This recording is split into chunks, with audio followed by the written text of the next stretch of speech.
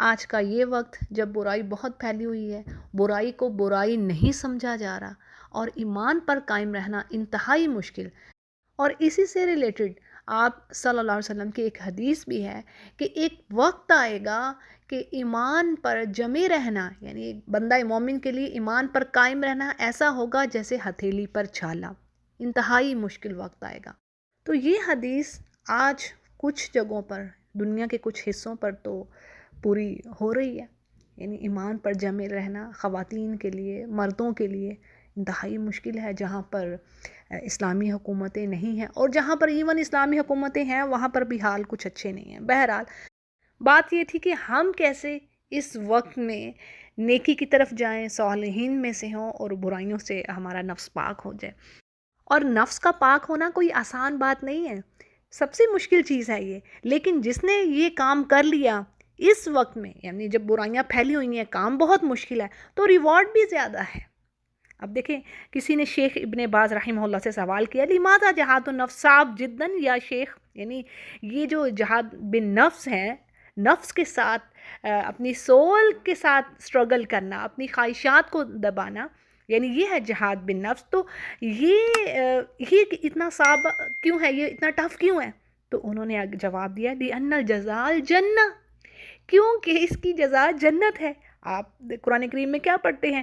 وَأَمَّا مَنْ خَافَ مَقَامَ رَبِّهِ وَنَهَى النَّفْسَ عَنِ الْهَوَىٰ، یعنی جو ڈر گیا اپنے رب کے سامنے کھڑے ہونے سے اور اس نے اپنے نفس کی خواہشات کو روک لیا، وَنَهَى النَّفْسَ، روک لیا اپنے نفس کو، عَنِ الْهَوَىٰ، خواہشات جو اس کو نیچے کو گرائیں، فَإِنَّ الْجَنَّةَ هِيَ الْمَأْوَىٰ، تو اس کا ٹھکانہ کیا ہے؟ جنت۔ تو یہ آسان چیز نہیں، شیطان نے تو کہا ہے نا، اس نے تو جانے نہیں دینا، جنت کے راستے پر وہ بیٹھا ہے، دائیں سے بائیں سے اوپر سے نیچے سے ہر طرف سے وہ آئے گا۔ قرآن کریم میں اس نے یہ کہہ دیا، اور اللہ سبحانہ تعالیٰ نے قرآن کریم نے نفس کے بارے میں بھی 3 طرح کے نفس بتا دیے ہیں۔ تھوڑی سی آپ کو ڈیٹیل دیتی ہوں، پھر اس کے بعد دعائیں ہم پڑھتے ہیں جو آپ صلی اللہ علیہ وسلم نے بتائی ہیں نفس کو پاک کرنے کی۔ اب دیکھیں، نہیں، جس نے اپنے نفس کو پاک کر لیا، نفس کی اصلاح کر لی، زبردست کام ہو گیا، بس اب اس کی جزا کیا ہے؟ جنت۔ یہ ہم نے قرآن میں پڑھ لیا، سورہ نازیات کی آیات میں نے پڑھی ہیں آپ کے آگے۔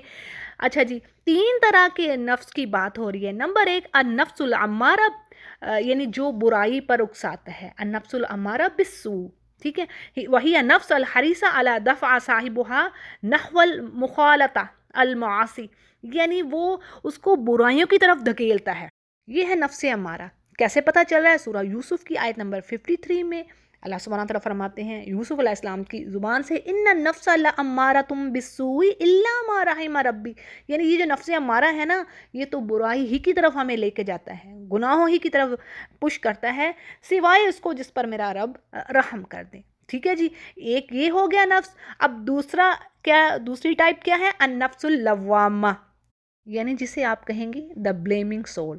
تو یہ کیا ہے؟ یہ وہ نفس ہے جو انسان کو اچھائی اور برائی میں فرق بتاتا ہے، اور یہ احساس دلاتا ہے کسی گناہ کرنے والے کو، کوئی اس نے گناہ کیا ہے، اس کو احساس دلاتا ہے کہ اسے ریپینٹ کرنا چاہیے اس پہ، یا کوئی گناہ وہ اگر کرے گا تو اس پر اس کی پکڑ ہو سکتی ہے، خوف کا احساس دلاتا ہے۔ یعنی سمپل الفاظ میں آپ یوں کہہ لیں کہ آپ کا یہ ضمیر ہے، انر کانشیس ہے، کہ جو آپ کو یہ کہتا ہے اس کام کو مت کرو، یہ آپ کو غلط راستے کی طرف ڈال دے گا، آپ کی پکڑ ہوگی۔ تو یعنی جیسے سورۃ القیامہ میں بات آتی ہے وَلَا أُقْسِمُ بِالنَّفْسِ اللَّوَّامَةِ، ٹھیک ہے جی، اس کا ذکر آ گیا، اور اس کے بارے میں کہا جا رہا ہے کہ وَهَٰذِهِ النَّفْسُ طَيِّبَةٌ لِأَنَّهَا رِجَاءٌ عَلَى الْحَقِّ، یعنی یہ اچھا نفس ہے جو آپ کو حق بات، اچھائی کی طرف، ٹروتھ کی طرف لے کے جاتا ہے، اور برائی سے آپ کو روکتا ہے، اصرار کرتا ہے۔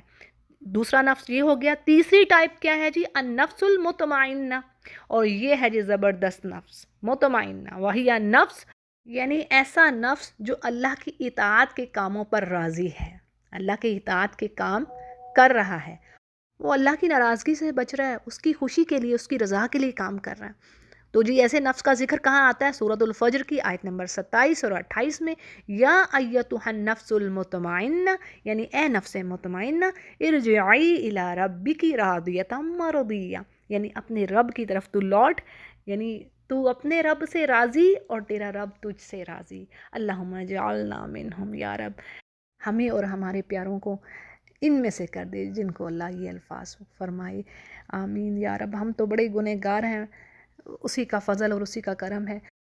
تو جی یہ 3 طرح کے نفسوں کے بارے میں ہم نے پڑھ لیا، اور جس نے نفس کی اصلاح کر لی ہے، گرچہ یہ بہت مشکل کام ہے، اور اس کو کرنے والا، نفس کی اصلاح کرنے والا، پاکی حاصل کرنے والا، اپنے آپ کو طیب بنا لینے والا، تزکیہ نفس کرنے والا، وہی کامیاب ہو گیا. کامیابی ہے اس کے لیے. قد افلح من تزکا، قرآن کریم میں اللہ نے فرما دیا، سورہ اعلیٰ کی آیت ہے. اور اسی طرح حدیث میں کہا جا رہا ہے کہ مجاہد کون ہے؟ اسٹرگل کرنے والا، جہاد کرنے والا. دیکھیں ایک تو جہاد ہے نا، قتال، وہ بھی جہاد ہے، ٹھیک ہے، لیکن یہ جہاد اگرچہ عام ہے لیکن مشکل ہے. دیکھیں مثال سے آپ سمجھیے، آپ نے پانی کا گلاس لیفٹ ہینڈ سے پکڑا، ٹھیک ہے، بائیں ہاتھ سے آپ نے پکڑا. آپ کو خیال آیا کہ نہیں، سنت کیا ہے، آپ صلی اللہ علیہ وسلم نے کیا فرمایا، دائیں ہاتھ سے پانی پیو. یا پھر آپ کھڑے ہو کے پانی پینے لگی ہیں، پھر آپ کو خیال آتا ہے نہیں میں نے بیٹھ کے پانی پینا ہے، یہ سنت ہے. یعنی جو سنت کو سمجھتے ہوئے آپ نے رسول کی اطاعت کی، اللہ کی اطاعت کی، تو یہ کیا ہے، یہ بھی جہاد ہے.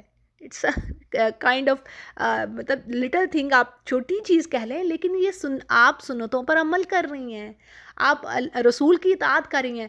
قرآن میں اللہ فرماتے ہیں وَمَن يُطِعِ الرَّسُولَ فَقَدْ أَطَاعَ اللَّهَ، یعنی جس نے رسول کی اطاعت کی، فقد یقیناً اس نے اللہ کی اطاعت کی ہے. ٹھیک ہے، اس نے اللہ کی اوبیڈینس کی. تو یہ بھی مجاہد ہے، جہاد کرنے والا ہے فی سبیل اللہ. یہ کیا بات آ رہی ہے اور کہاں پر آ رہی ہے؟ حدیث میں بات آ رہی ہے. ٹھیک ہے، حدیث میں یہ الفاظ آ رہے ہیں. اس کو ترمذی روایت کریں حدیث کو، اور یہ صحیح حدیث ہے. کیا الفاظ ہیں؟ آپ صلی اللہ علیہ وسلم نے فرمایا حجۃ الوداع کے موقع پر، الا اخبرکم بالمؤمن، کیا تمہیں مومن کے بارے میں نہ خبر دوں، کہ یعنی مومن کون ہوتا ہے. ٹھیک ہے، ایک بلیور کون ہے.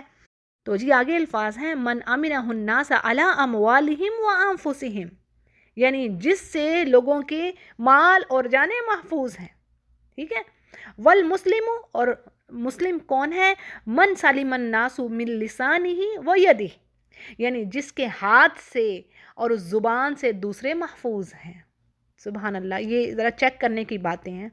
یعنی لوگوں کی جان، مال، عزتیں، یہ سب حرام ہیں. ایک طرح سے یہ آپ کو ذرا تشریح کر کے بتا رہی ہوں، حرام ہے. یہ نبی کریم نے فرما دی بات. اور کس طرح ہم زبانوں سے لوگوں کی غیبتیں کرتے ہیں، ان کی عزتیں اچھالتے ہیں. کہیں جھگڑا ہو گیا تو گالی گلوچ پر اتر آئے، اور کبھی بھی وہ چیز پسند ہی نہیں کرنی جو چیز ہمارے لیے نا، وہ تو دوسروں کو دینی ہی نہیں ہے، دوسروں کے لیے تو وہ چاہنی نہیں ہے. حالانکہ نبی نے تو کہہ دیا کہ بھی تم مومن ہو ہی نہیں سکتے جب تک تم جو چیز اپنے لیے پسند کرو وہی تم اپنے بھائی کے لیے پسند کرو. یہ مومن کی پہچان ہے. تو اب ہمیں دیکھنا ہے کہ ہم کہاں پر کھڑے ہیں اور ہم کیا واقعی مومن ہیں. یہ باتیں چھوٹی نہیں ہیں. صرف نمازی ادا کرنا، سجدے کرنا، محراب ماتھے پر پڑے ہوئے ہیں اور دوسروں کو چیٹ کر رہے ہیں، حرام طریقے سے مال کھا رہے ہیں، یہ چھوٹی بات نہیں ہے. اصل یہی مومن ہے، یہ حدیث کہہ رہی ہے. پھر جی آگے کہا جا رہا ہے والمجاہد من جاہد نفسہ، اور مجاہد کون ہے جی؟ اسٹرگل کرنے والا کون ہے؟ جہاد کرنے والا نا. مجاہد کون ہے؟ جس نے اپنے نفس کے ساتھ جہاد کیا، فی طاعت اللہ، اللہ کی اطاعت میں. یعنی اللہ کی اطاعت کے جو سارے کام ہیں، رسول اور اللہ کی اطاعت کے کام، اس کی جو اور نافرمانی سے بچنے والے، یعنی جو اس نے چیزیں حلال کی ہیں ان کو پکڑنا ہے، فرائض کو ادا کرنا ہے، اور حرام سے بچنا ہے. یہ سب اللہ کی اطاعت. ٹھیک ہے جی.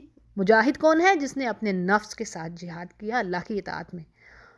تو اور حدیث کے جو آخری الفاظ آ رہے ہیں والمہاجر من ہاجر الخطایا والذنوب، یہ بھی بڑی خوبصورت بات ہے. مہاجر کون ہے؟ آپ کو پتہ ہے جو ہجرت کرتا ہے نا، مائگریشن جو ہے، مائگریشن سے کیا ہوتا ہے؟ اگر آپ اللہ کی راہ میں ہجرت کر رہے ہیں، مائگریٹ کر رہے ہیں اللہ کی خاطر، اللہ کی اوبیڈینس کی خاطر، کوئی بھی اچھے کام، یعنی اللہ کے فرائض کو، اس کی اطاعت کے کاموں کو پورا کرنے کے لیے، تو تمام گناہ معاف ہو جاتے ہیں. جیسے صحابہ نے مکہ سے مدینہ ہجرت کی. ٹھیک ہے، تو یہ مائگریشن کا ثواب، اتنا بڑا اجر ہے مائگریشن کا. مہاجر. لیکن اب یہاں پر بات کیا رہی ہے والمہاجر من ہاجرہ، یعنی یہ بھی کنسیڈر ہوگی، ہجرت ہی کسی کی، مائگریشن ہی کنسیڈر ہوگی، اس کو اتنا ہی ریوارڈ ملے گا اس شخص کو، اگرچہ اس نے فزیکلی ہجرت نہیں کی. کیا ہے کہ وہ گناہوں اور خطاؤں سے دور ہو گیا.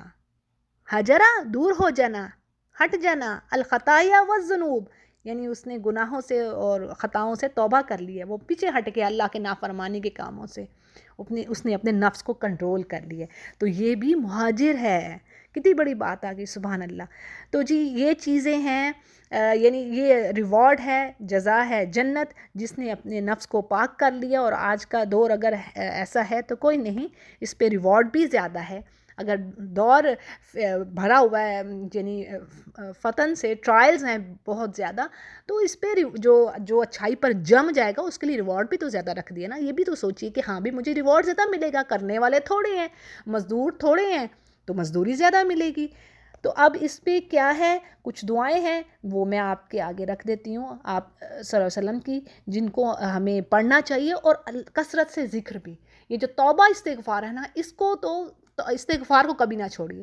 استغفار گناہوں کو دھو ڈالنے والی چیز ہے، زبردست چیز ہے استغفار، چاہے کوئی سمپل ہی آپ استغفر اللہ ہی کہتے رہیں۔ اچھا جی، دعائیں آپ ذرا اس میں دیکھ لیجئے، 2-3 دعائیں ہیں۔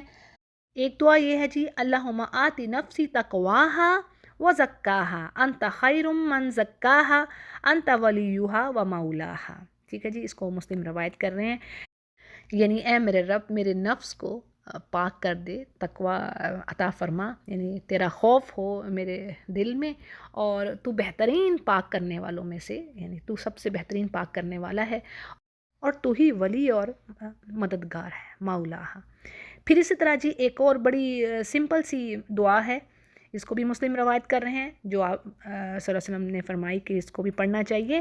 اللہم انی اسألوکا، یا انا بھی آپ لگا سکتی ہیں، اللہم انا نسألوکا، ٹھیک ہے، اس طرح پڑھ لیں۔ انا میں ہوگا پلورل کا، ہم کے لیے، اور انی اگر آپ پڑھیں گی تو صرف میں، یعنی آئے جسے کہتے ہیں۔ تو دعا کے الفاظ ہیں، اللہم انی اسألوک الہدا والتقی والعفاف والغنی۔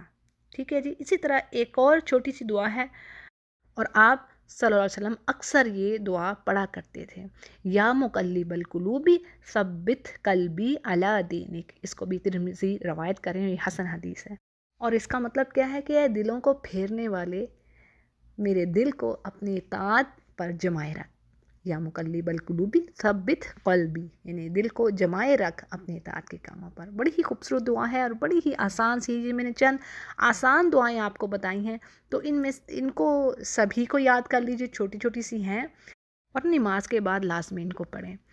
اور یاد رکھیں، یہ حدیث کے الفاظ ہیں کہ قیامت کے دن 7 قسم کے لوگ ہوں گے جن کو اللہ کا سایہ نصیب ہوگا، یعنی سایہ نہیں ہوگا اس دن، لیکن 7 قسم کے لوگ ہوں گے جن کو اللہ کا سایہ، عرش کا سایہ نصیب ہوگا۔